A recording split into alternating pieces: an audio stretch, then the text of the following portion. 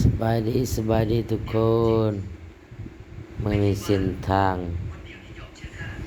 ลำลูกกาของสีเงียบลูกค้าโบรายมื่อนี้มื่อนี้โอ้ยหัวหน้าโศกกับเมียขึ้นรถเมื่อซิวๆขึ้นกระบะขึ้นนำเขาได้มื่อนี้ได้ทุกคนได้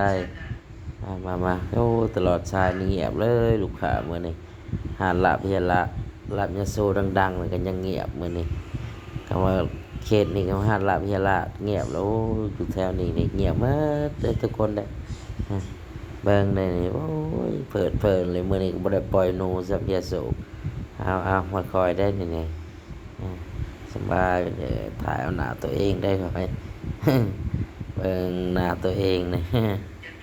โอ้เป็นตาเอาเลยเฮ็ดเวียก45ชั่วโมงเนาะ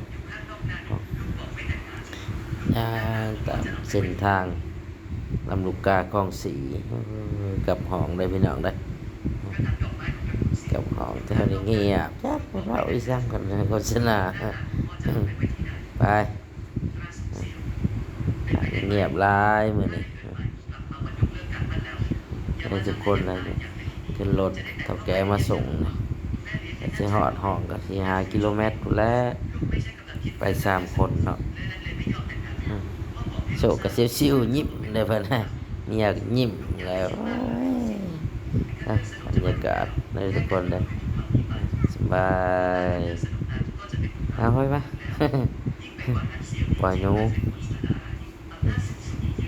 ให้ทุกคนเลยเบิ่งไปขี่รถเพลินไปตามเส้นทางเนาะกว่าเลยสบายขี่กระบะเย็นดีเกตนี่เงียบสงิด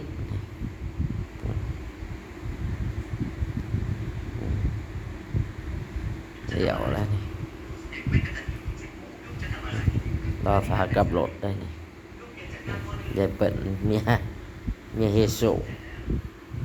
โอ้โหแบบสเตทฟู้ดแล้วนะนี่โอ้โหมานี่กูสาวลายนี่แถวนี้ซอยนี่กูสาวเต็มเลยพี่น้องเลยมาเที่ยวได้นี่วันนี้ติดต่อเขาก็ได้นี่กูสาวลายแถวนี้ห้ากูสาวคนลาวคนไทย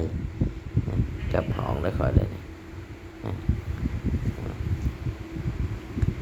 กับห้องนี่อาบน้าแถวในเส้นทางนี่เหมือนนี่โอ้โหเขาลูกค้าไปใช้เหมือนนี่ถ้าเขามาวันเสาร์อาทิตย์กูจักพี่น้อง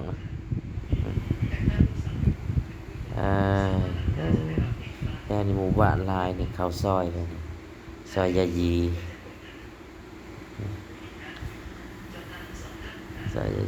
งานโจก3 ล้านมาวันนี้ก็เห็นมีลูกค้าหนังกินเขาสั่งกับบ้านเลยเขาซอยแล้วโศก4อยู่แล้วมื่อนี้มาปล่อยหนูได้เพิ่นว่า